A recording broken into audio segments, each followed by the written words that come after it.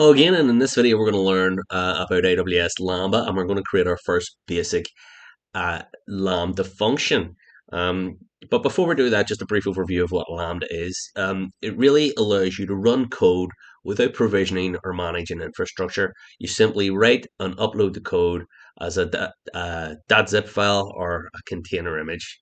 Um, this would really make more sense if it, instead of being called AWS Lambda, it was just called AWS scripts, basically, or AWS functions, because basically you write your code, you upload it, and then the Lambda service runs based on a trigger event for that code which you establish.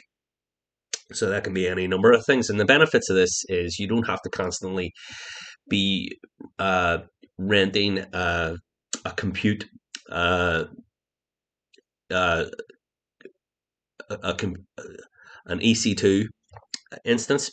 So it just, because Lambda charges you by the millisecond, it runs the code, charges you for how long it runs for, and then it stops charging you. So it can benefit you. It can be very cost effective in that way, and plus it can scale up. You can run as many of these as you'd want, or as little. So without further ado, let's get going to our dashboard, and we'll go to create function.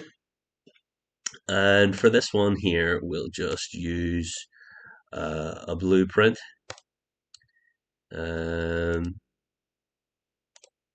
okay, so let's go to Python. Hello.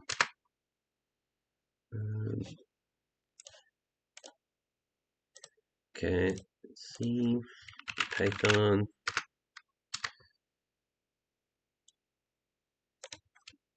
Hello.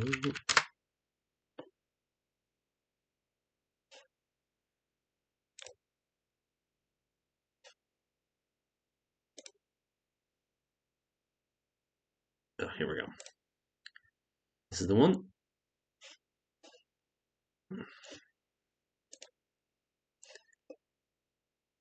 And okay, we're going to just call it hello world. And we're going to create a new IAM role with basic Lambda permissions. And this is our code here from the blueprint that we've just selected. We're not creating it from scratch. This is just a basic boilerplate code that'll print the value of 1. Okay, and then return the first key value. So value 1, key 1. Okay, so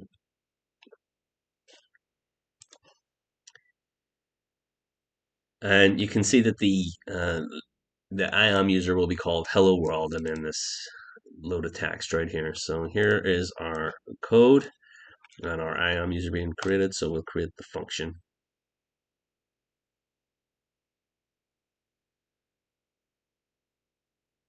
Should take just a moment or two.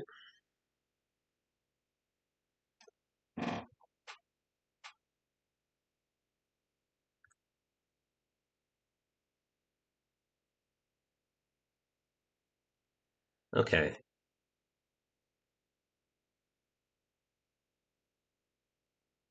Function's loading.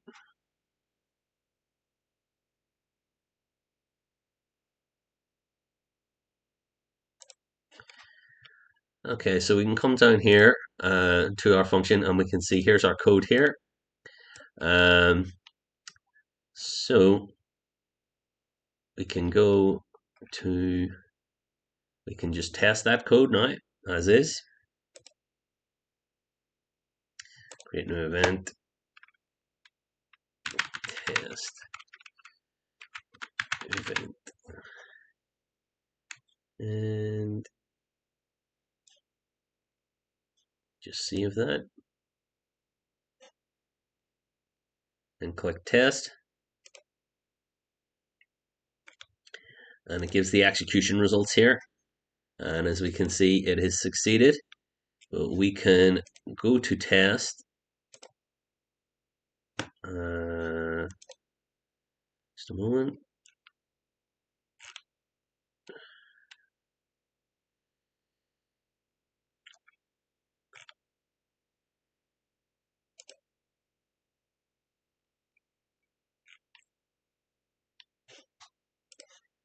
We can see the execution result succeeded. And we can go down here and we can see value 1 equals value 1. Okay.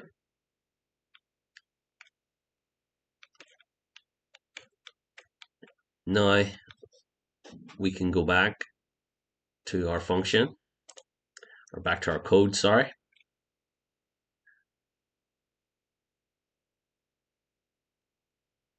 And we can just close that now. We can edit our code just to test.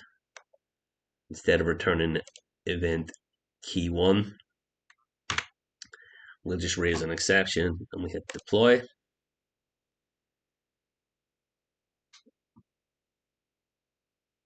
It's updating the function now. And if we run a test, the execution will be failed.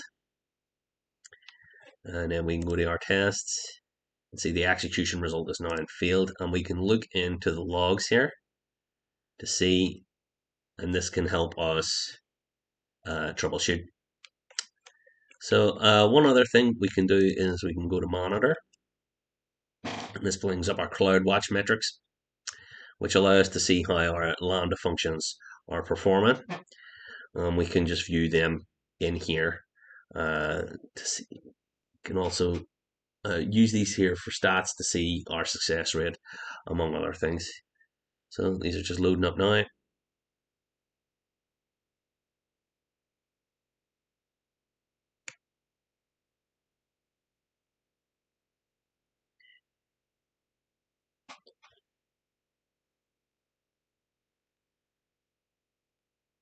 We can see our failure and our success and the durations. And we can see the two invocations here. So that is a basic Lambda function. I'll be covering more on Lambda, but I'm going to stop this video here.